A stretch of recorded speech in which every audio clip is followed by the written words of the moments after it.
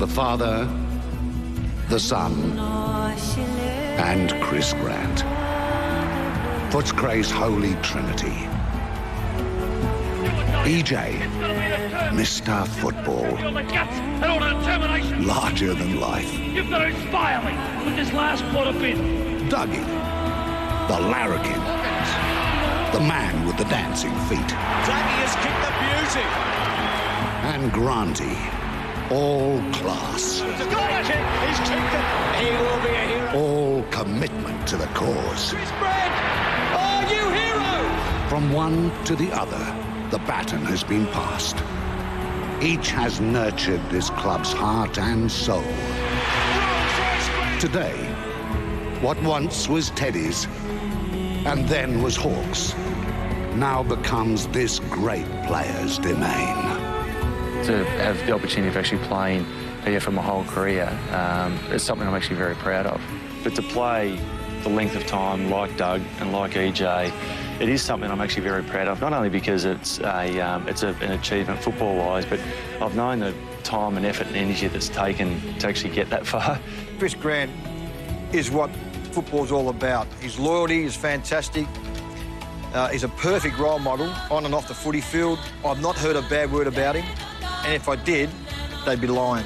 I arrived here when I was 16, and I walk away from the place at mid-30s and have the opportunity of actually going into life very well prepared, and I have the club to actually thank for that. Hopefully in return I've given them something back. Chris Grant runs out today and rewrites Bulldog history. What EJ and Dougie would give to be right by his side.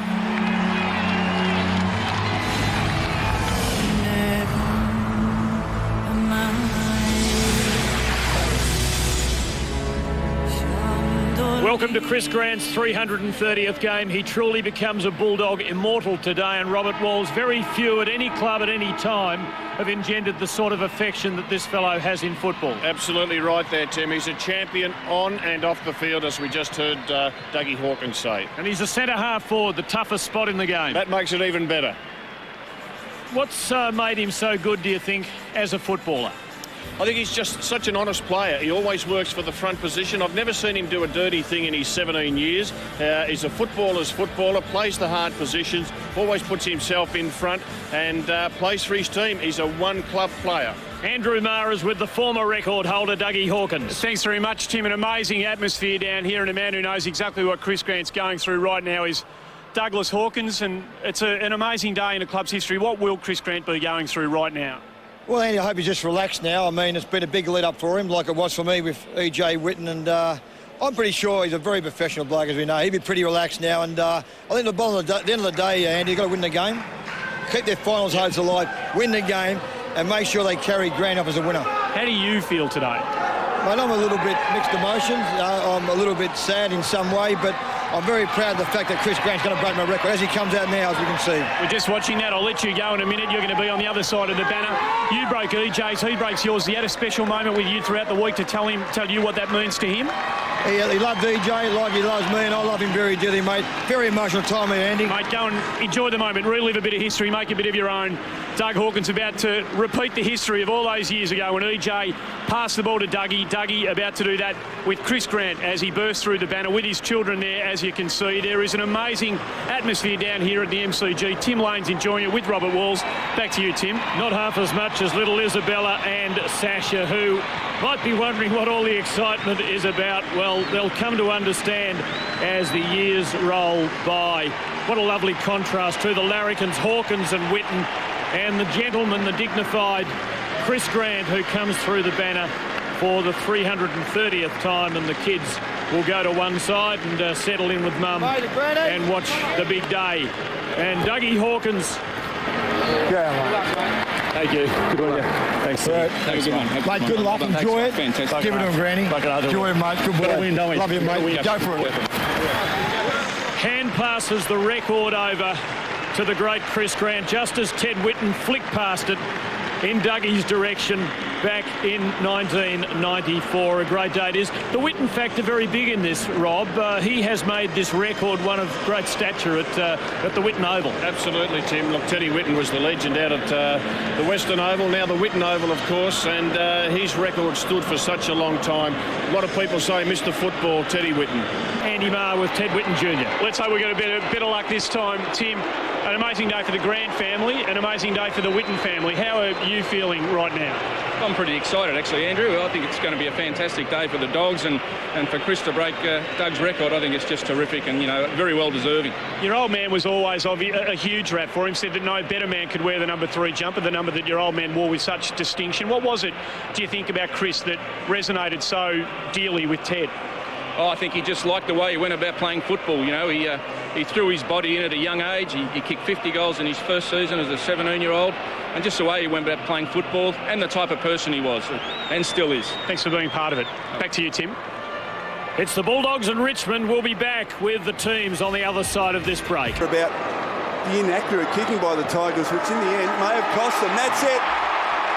The Bulldogs have defeated Richmond by 22 points, and Matthew Richardson, the first to congratulate Chris Grant on a wonderful achievement today, breaking the game's record for the Western Bulldogs with his game number 330. And great news that the Bulldogs are able to win on such a milestone game for them, Rob. First win at the MCG this year for the Bulldogs, and this is what the whole theme of the week would have been. When the siren goes at the end of the game, we can go to our great champion, congratulate him, eventually carry him from the field, acknowledge what a wonderful player he's been for the football club for some 17 seasons. And Tim, I still think he might even go another one. Let's go down to Andy Marr. We'd like to try and find out. Thanks very much, Tim. Everybody wants to know you're going so well. You'll go again. Of course you'll go again. Look, it felt pretty good out there today. I must admit I was walking on clouds there early in the game, and it just was great. The club handled it really well throughout the course of the week. They wanted to acknowledge it, but I was, obviously going the other way. But I think they did a pretty good job, and the guys had to do their part, and that was win today. So that was the most important thing. Everybody knows you don't like making a fuss about yourself. How do you cope when you are the centre of attention like you have been this week? Oh, yeah, that's what I mean. I thought I was probably going to struggle more with it than I did, and the club were quite aware about what I wanted to do and what I didn't want to do, and they allowed me to sort of enjoy the week, and also just allowed the guys to prepare, because whilst it's a milestone game and all those sort of things, it was just important we won the game of footy to get into the finals. So that was probably what my most concern was. And any anxiety at all? 330 games later, a big game for you. Was there any extra nerves associated with it today? No, not really. Not really. A little bit emotional early in the game, carrying the girls out and that sort of stuff, but that's to be expected. But I just allowed myself to enjoy it, and it was great. It was really good. And I guess really nice to get that first touch on to Brad Johnson to kick that goal, and then for you to kick the second. What a great way for you to get into the game and just get amongst it. Yeah, it was important that I got into it early, so that was great. Mate, really they're all waiting for you. Off you go. Good on you, Chris. Congratulations, mate. It's the only outcome, really, that this day could justly have produced. A hero of the game, and that picture says it all. Loved by his teammates, loved by rivals, loved by fans. The club record holder. 2 goals, a winning day. 330 games, and hopefully a few more where that came from yet. Respect's the word, Tim, that comes to mind. Respect for a great champion on and off the field. I think he'll play another year. I hope he does. I think he realises he's got so many talented youngsters around him that he could be part of a successful team, maybe even this year, because the Bulldogs will play finals, but I think they'll be an even better side next year, and it'll be fitting for Chris Grant to be part of that. The youngsters with their banners, they wouldn't know about the early years, how when he arrived in Melbourne, the club had just entered into a merger and he didn't know whether he'd have a team. And how 10 years ago he was nearly lured away by a club that promised a better future, but he stayed, and the future's looking bright, and they've had another win by 22 points.